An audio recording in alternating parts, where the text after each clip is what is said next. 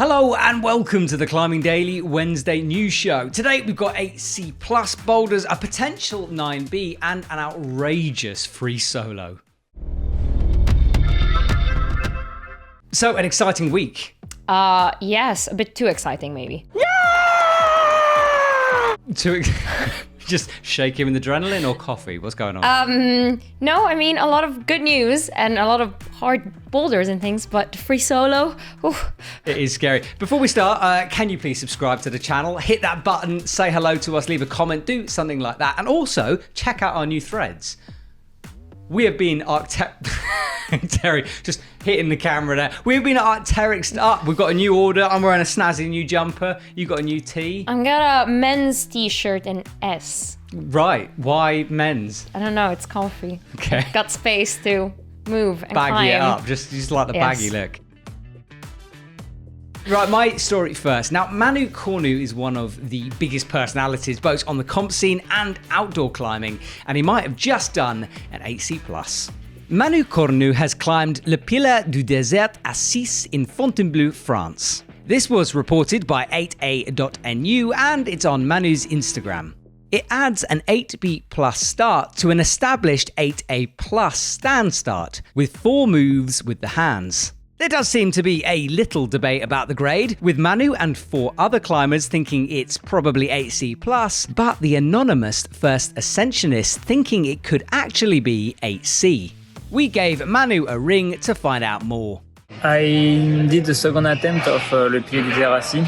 It's a big line with an hard seat start. You start with bad sloper on your left hand and you go very far. Take a little pocket, and after you have 3 or 4 hard move for join the low start. And I work on this boulder since November, so I'm really happy to complete the line the last week. Interesting one, this. Always cool to see a Font 8 C+ get done. But this sort of anonymous first ascensionist is quite interesting. Who is he? I know, Who right? is she? Who is she? Could be she, could be a he, who knows? I'd like to make a big deal of this and start some kind of an investigation. Right. So basically, if anyone's out there in Font who wants to do a little private detective work, who climbed this first? Who is it? What's going on? What's everything? Just tell us, let us know. Please comment below. I feel people know. And What? I have like nicknames for this X person. Okay. Ooh, Climber X. The X Climber. It's like one of those police reports, like someone out there knows more than they're letting on. So please let us know. We need Dexter to solve this crime. Anyway, we're moving on to an outrageous Freesolo.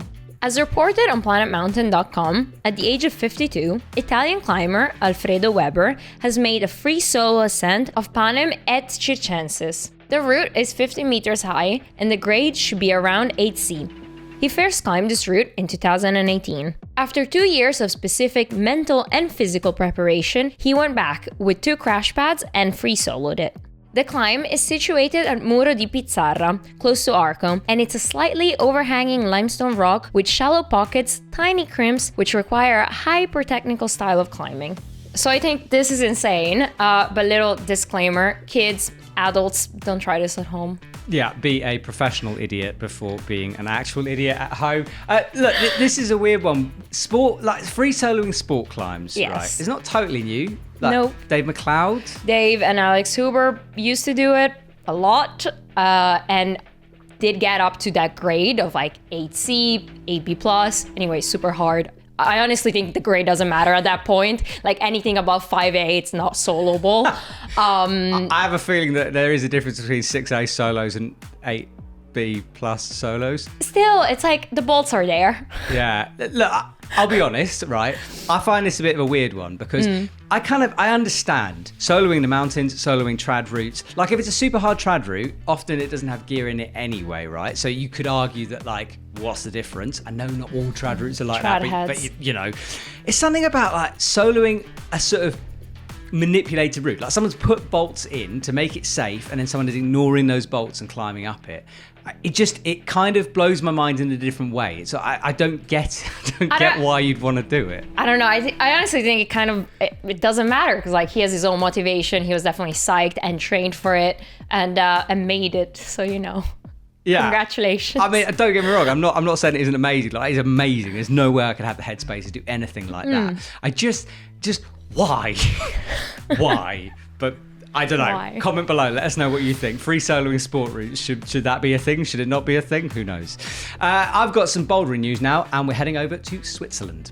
Kim Maschner has sent his fourth 8C Roadkill, as reported on 8a.nu. On his Instagram, Kim describes how it took him 5 sessions to send it, working out the tricky knee bars and slippery heel hooks. This is the third ascent of the route and features a scary slab top out. He was supported by Jerne Kruder, Nils Favre and Giuliano Cameroni. Kim is on the national team, and he's been able to continue training over this COVID period as his parents own 2 bouldering gyms. My dad is an insurance broker and my mum is a dyslexic teacher. Why can't they own bouldering walls and then I can be like Kim? Wait a sec. Your mom is dyslexic and she's a teacher? So I see what you mean. No, she teaches people how to be helped with dyslexia. Okay. Yeah, does that make sense? Yes, so she's a teacher. She's a dyslexic teacher. Mum, Right. I'm joking. I love you to bits. Happy Mother's Day as well, by the way. In England. In England, yeah, and other places too. Kim, awesome thing. That boulder back in your home area again, which seems to be getting absolutely smashed at the moment. Yeah, I mean, it's in. Temperatures are low. It's snowing. Friction, everything. If 8Cs you go believe down. in that. Anyway, moving on to some sport climbing news. Catherine Chong climbed La Ligne Claire 8C+. She explains on her Instagram that after the European Championships, she felt totally exhausted, both physically and mentally. So without any expectations, she went to Saint-Léger to try this route. In the process of sending this route, her motivation and shape slowly came back. Moving on to Italy, where Laura Rogora is back on the rock, and this time she sent Gus Fraba, a short 8C+, first climbed by Stefano Ghisolfi, who, on this occasion, was her belayer. So there's an interesting video of Laura on this route, and I think she has like a 360 camera on her or something, or somebody is definitely filming her with something wide. Okay. Can you cool. spin the video, or is it just, does it look different on the video? I think on Instagram you can only post one angle one of view, it. yeah, one angle. That could be quite. I've never the 360 thing in climbing hasn't been done. Like I've seen it a bit, especially with sort of mountaineering stuff. The problem is, I think, is you got to have it extended on you a little bit. Well, yeah, I've seen it on Stefano. So he pops it down his shirt and Okay. then has, well, a selfie cam, I guess, popping up. Okay. We should try that. I would like to try that. We need a 360 camera. I mean, it's a shameless plug, but if you are a company who make 360 cameras, send it to Climbing Daily. We will put it to good use, possibly, but we don't know how to use them yet.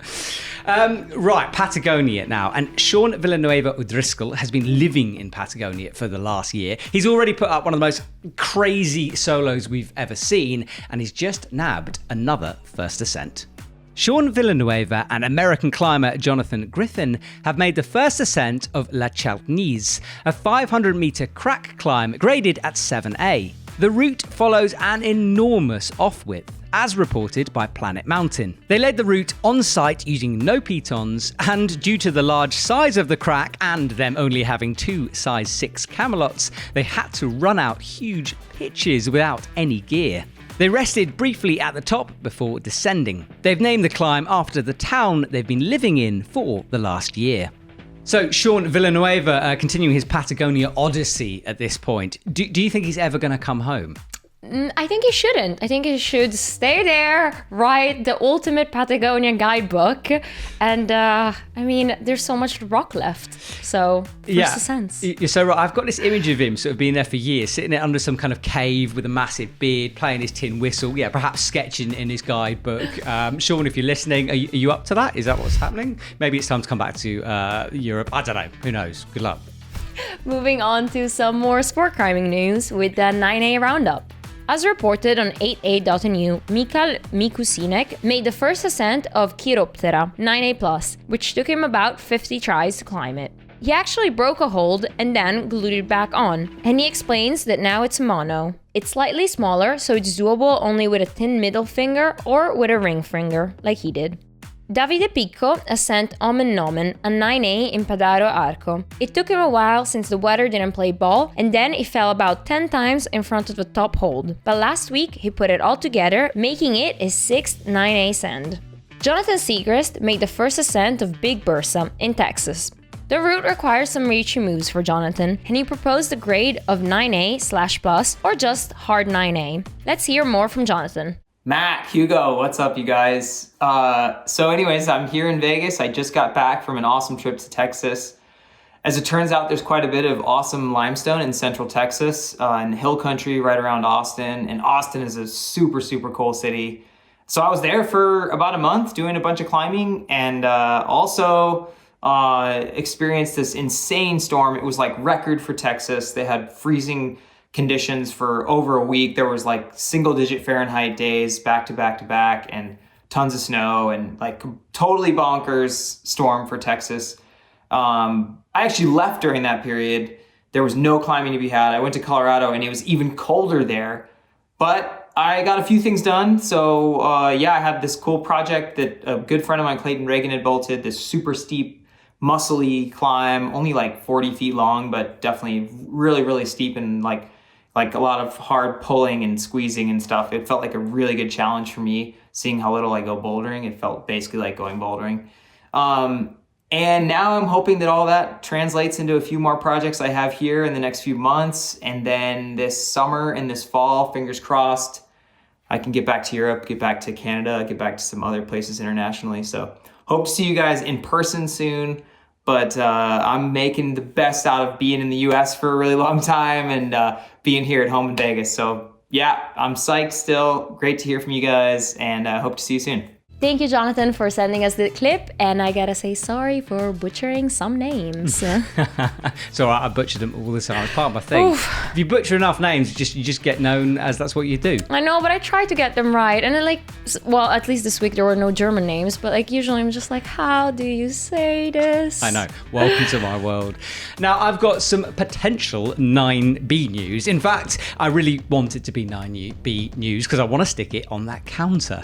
Loic Zehani has sent Oregon, a 9A+/B as reported by 8A.NU. The route is a link-up of two established routes, Sashindanda 9A+, and Bronx 8C+. The linking section is a boulder problem of around about 8A over 3 moves. Loic, who is 27, isn't sure about the grade, saying on his Instagram that he thinks it's either hard 9A+ or easy 9B. He had fallen on the last move 10 days ago and waited for perfect conditions to tick the climb. Okay, so here is what I think it should be 9. In fact, let's hold this conversation for the 9B counter.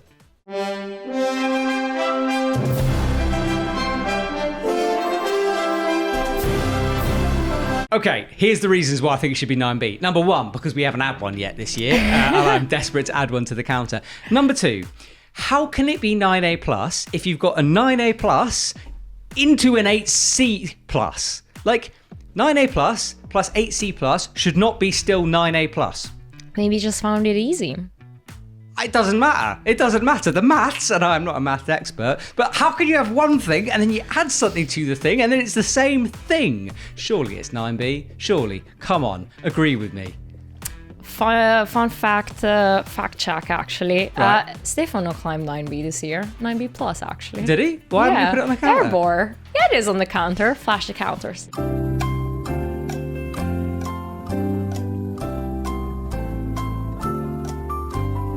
Oh, okay. I'm talking complete rubbish then. This is why you're here, my little climbing geek. Thank you very much. Okay. So this could be the second 9B on the 9B counter. C. Okay. Still one missing. Terry has minor heart attack. Look, I think it should be a 9B. I appreciate he's on the fence. I appreciate usually we have to wait for a second ascensionist on this, and I know I'm breaking my own rules. So if you disagree with me, then comment down below. We'll take you into consideration.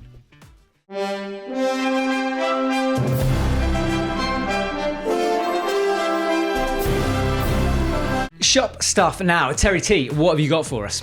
I've got organic crash pads. So bright, big, colorful crash pads. All the pros have them.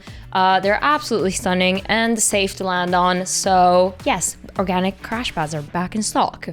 I can imagine you being very specific because you know organic crash pads have all those different colors and stuff. Yes.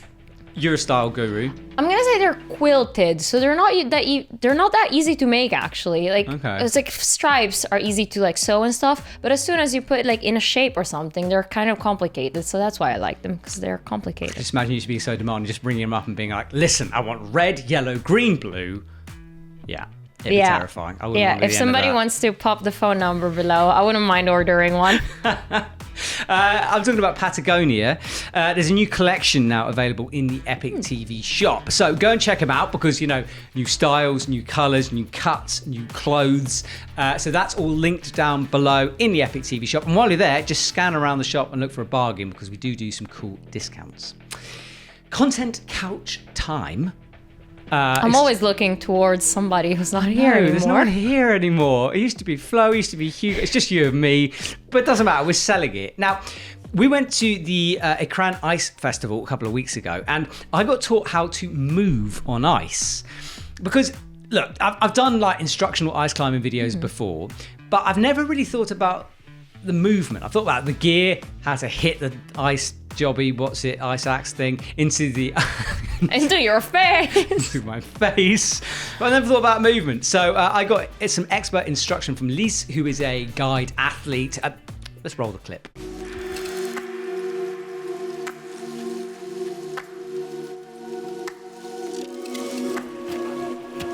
Okay, so swing.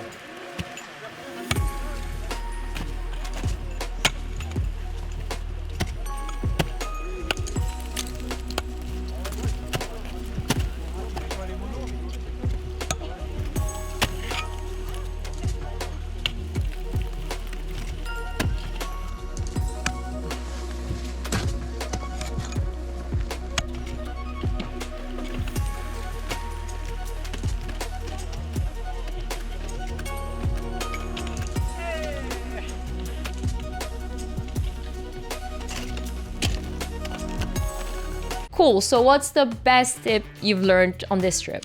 Well, it was an in-depth episode, so like for full kind of instruction, go back. But it was I do a weird thing with my hands. So it sounds obvious, right? But instead of going straight up, I was going sideways. Oh. Which was really weird. I had no idea I was doing it until she pointed it out. So if you're like me, a sort of like intermediate perhaps, you want to get better at ice climbing, do go check the video out and it's linked down below.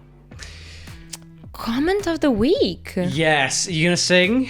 I have a bit of a cold. I've had a bit of a cold because I caught some cold, not because of anything else. Right, yeah. So I don't feel my vocal cords are there, or like my high pitchedness isn't there. Okay, so this week your excuse is that you have a cold. Yes. Right, fine. I will sing. Comment of the week. Thanks. I actually quite enjoy it when I get into it. I knew, and yeah, I looks do. like it. I really do. I get there. Have you got a comment? Cute.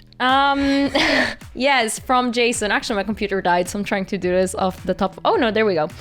Jason Lego says, saw the video, went straight to the workshop and made these. And he says, waiting for you, Matt. So there's a challenge open. He's challenging you to make 6mm edges. Right, this is all to do with me wanting to do pull-ups on 6mm edges, but I didn't have any, and he made some, right? Yes. I can't make them, Terry, you know this. But it's like, why not pop up a tutorial on YouTube? We always give tutorials out. You know, there are some other things besides climbing on YouTube. Because I lack the basic coordination between my hand and a saw. Right. Right, that's something that can go very easily wrong. And if I lack the basic coordination between a hand and a saw, I'll have no fingers left and I won't be able to climb. I'm just gonna say Tommy Caldwell. Yeah, I knew you'd say Tommy Caldwell. Like 9A plus, hardest grade. I'm sure I'd find a way around it. I'm sure I would, but I can't. Just someone make them for me, please. Look, if you're making 6mm edges, send them over to the EpicTV shop and I'll do some pull-ups maybe. Maybe. A lot of training. My comment is from Grey Wolf Climber. He talks a lot about speed climbing isn't his thing. It has to be gone after the Olympics, blah, blah, blah. Grey Wolf Climber, I respect your decision. I disagree with it, but I respect your decision. But he does mention, do they have speed gymnastics? Sort of being like, well, you know, why should... Grey Wolf, can you imagine how good speed gymnastics would be? No. Terry, you're a gymnast. Oh, I was. Past tense, another past. Okay, spinning on like a bar is so hard already, and like the momentum and stuff. If you do it any faster, you just swing off, and that's not the point of gymnastics anyway. So I don't think it's necessary. It would be excellent, and you're wrong. Imagine if you had to fit. Imagine if you got extra points for doing it quicker, right? So like, fine, do it in 5 minutes, but if you do it in 3 minutes, you get more points. No, but it's artistry. Everybody does something differently. You cannot do the same routine as other 20 people, or else it will get boring. Forget the artistry. Imagine the blooper reel. Like, imagine someone trying to like speed gymnastic a bar or something. It would be incredible. This is a bad idea. My disclaimer before, don't try this at home. Maybe really don't try this at home. Right, fine. Right. Comment down below. Am I right? Should we see speed gymnastics? Because I would really, really like to. That's it. Thank you so much for watching, guys. Like and subscribe, and we'll see you next week.